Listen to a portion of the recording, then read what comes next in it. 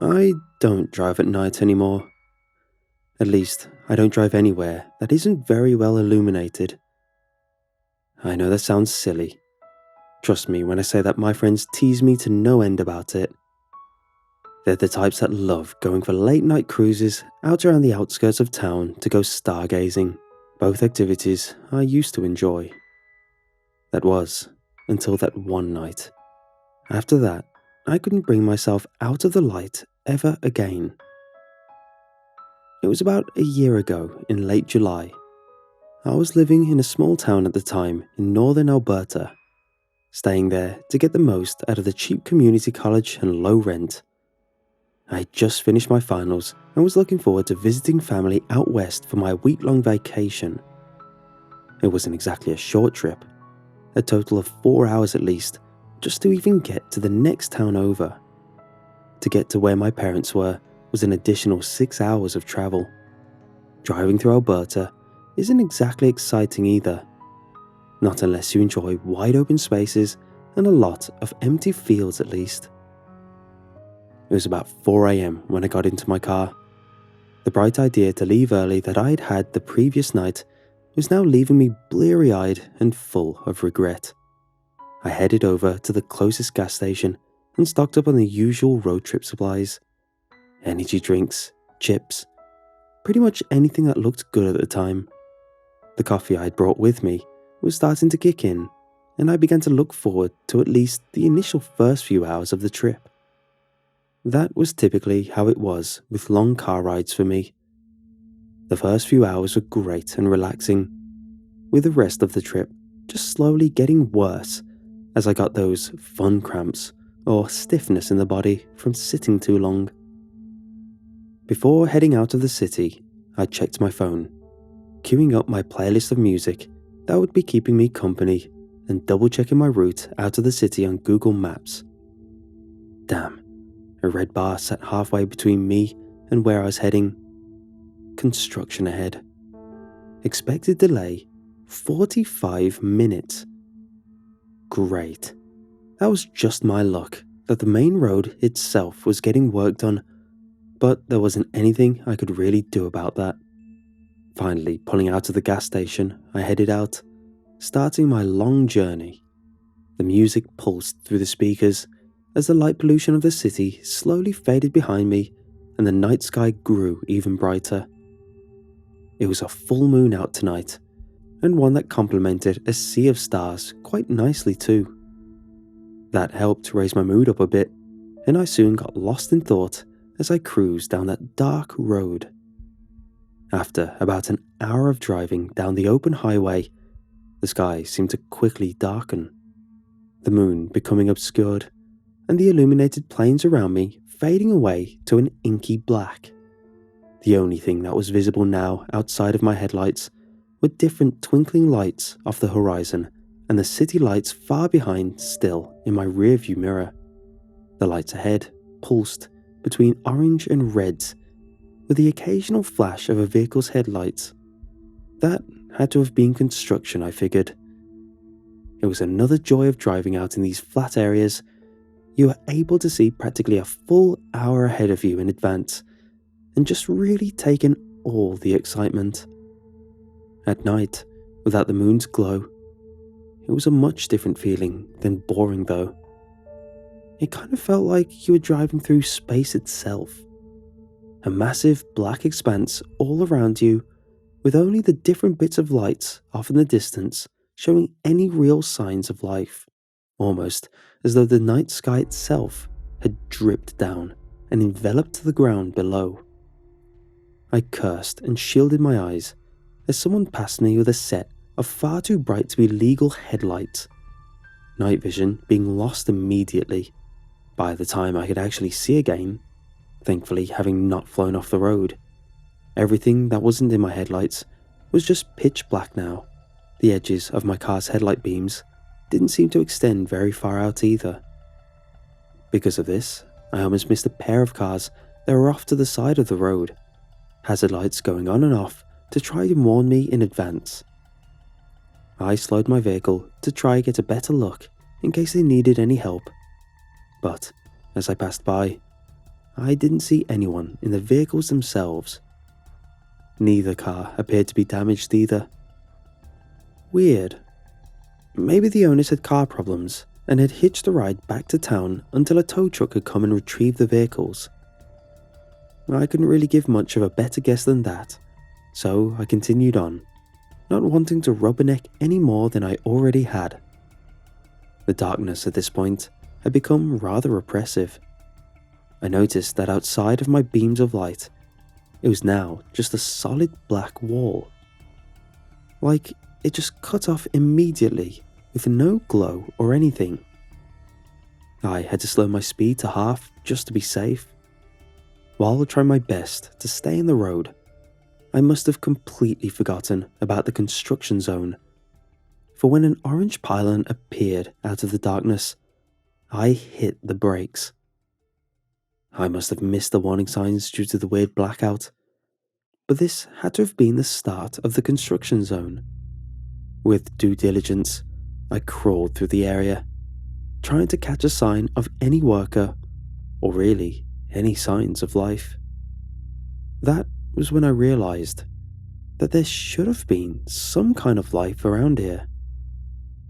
I had already seen the lights on further back down the road, but now, as I drove through, there wasn't a single piece of equipment that seemed to be turned on in any way. Excavators sat abandoned, doors wide open, without an operator inside.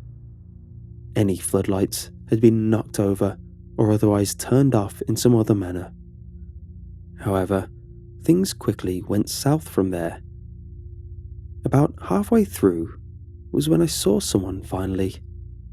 A prone body lay face down on the side of the road, only half of the person visible from my car. I stopped the vehicle, wondering what he was doing at first, as it looked like he had his ear to the ground. Eventually, I realized that he must have been unconscious. So, I put the car in park, turning on my phone's flashlight and the car interior light before getting out to add as much extra light as I could to the area. The moment I stepped out of the car, I could feel a very stark difference in the air. It was supposed to be the middle of the summer, yet I could almost see my breath. It was freezing out here for some reason. Hey buddy, you okay? I called out nervously, voice holding an odd echo to it that had no right to be there. I shined my flashlight over him as I got closer before quickly stumbling back. Jesus Christ! I practically sprinted back to my car, throwing myself inside and slamming the door behind me. Panicking to find the lock button, my fingers hit it and I tried to stop myself from hyperventilating. The lower half of that man's body had been eaten. Past his stomach, there was nothing more than bits of gore and viscera that had been strewn out across the road. It looked like something had just ripped into him and left the rest to rot. I pulled out my phone and tried to call 911, but I had no bars. I must have been too far out to get any signal. It wasn't like I could do anything to help the poor man from here, so I pulled the car out of park and continued out of the construction site. I spotted a few more bodies in varying condition as I tried to make my way out. That was when I saw it. Just as I turned a corner, my headlights illuminated something that was hunched over another construction worker. It almost looked like a person, but it was far too dark. It was incredibly thin, spine jutting out from its back as it initially faced away. When it turned in response to the light, it covered its malformed face with a massive hand that ended in sharp, ragged claws, pinprick white eyes glaring at me from the shadows of its hand as it let out a shriek and bounded off into the darkness. At that point, I slammed my foot down on the gas and floored it out of there, having to swerve once or twice to avoid the abandoned equipment. Eventually, I rocketed out of the sight, going far too fast, but unable to slow down. In my rearview mirror, I could see them, a collection of white eyes that trailed along behind me in the distance. They didn't make any sound, but I could tell they were getting closer, little by little. I must have had at least some luck that night, as when I made my way over the next hill, I could see off in the distance a gas station that was still lit up, a beacon of light in the sea of darkness that surrounded me. I managed to get to it in only a few minutes, my tires screeching across the pavement as I came to a halt directly under the gas area.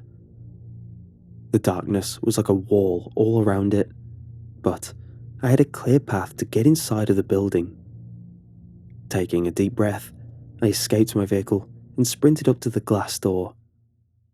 When I got to it, the attendant inside was already unlocking it and pressing a button on the side to power it on, letting it open enough to get me in before he closed it again with a lock in place. "Are you alright?" he asked me as I stumbled away from the door, trying to put distance between me and the numerous windows that covered the front wall of the station. I felt vulnerable, there in that little store, the panes of glass being the only thing between us and all that darkness outside, just waiting for the lights to go out. I started to try and explain to him what I had seen, when outside, the bulbs began to blow one by one around the top of the gas station, and the darkness encroaching closer and closer until it pressed up against the window. The light that was inside didn't seem to faze it at all now. Almost as soon as it had reached the glass, I could see them again. Small sets of white eyes dipping in and out of the darkness. "What the hell is going on?" the attendant cried in a panic as he too backed away from the glass. That was when we saw the first crack appear on the window, the tip of a clawed hand pressing into the glass as it singed underneath the bits of light that reached it. "I don't know, just help me barricade this," I shouted back to him before shoving the shelves towards the front of the store. The glass held long enough for us to get a sort of half-wall set up, but I knew it wouldn't hold them back forever. Turning to him, I asked, "Is there a security room or somewhere else we can go to hide in here?" He nodded, saying, "In the back room. It's small but should fit us both." We got into the security room and shut the door, sliding the heavy lock into place before setting it. The room was small, but well illuminated. A row of 6 TV screens showing different camera angles from around the building. 4 of them were completely blacked out, with only 2 that were inside of the store itself. One was positioned in the main lobby, and the second was pointed just outside the door. Only a few minutes after we had entered the security room did the front windows shatter. We only got to see a couple of seconds, but we watched the shelves get pushed aside and the inside go completely black. Now, all of the cameras were dark, and when the single bulb above us started to flicker, I turned on my phone's flashlight just in case.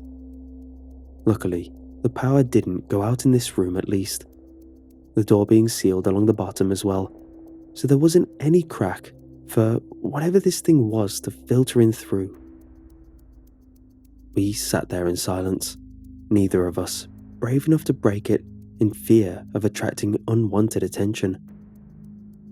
That silence broke at the first sound of scratching, which eventually led to a chorus of low whispers just outside of our door. They sounded just like normal people. And if it wasn't for what I had already seen, I might have thought that we were being rescued. But their voices were too low, and underneath their pleas for us to come out, I could get the sense of danger just on the edges of it. Like, if we didn't comply, there would be consequences. I don't know how long we were forced to sit there and listen to the scratching and whispers. The TV monitors would come on though, one by one, as the darkness seemed to recede. The sky, a pool of red and orange that signaled sunrise. We waited until the sun was well above the horizon before opening the door slowly and taking our first steps outside. The store was trashed. Glass everywhere, along with what looked like hundreds of footprints that had trampled across the merchandise. My car appeared untouched, and I got it running again after the police arrived to aid the attendant. I still don't know what I saw that night. I don't think I ever will. But I think that's for the best, as there are some things that should probably stay in their darkness.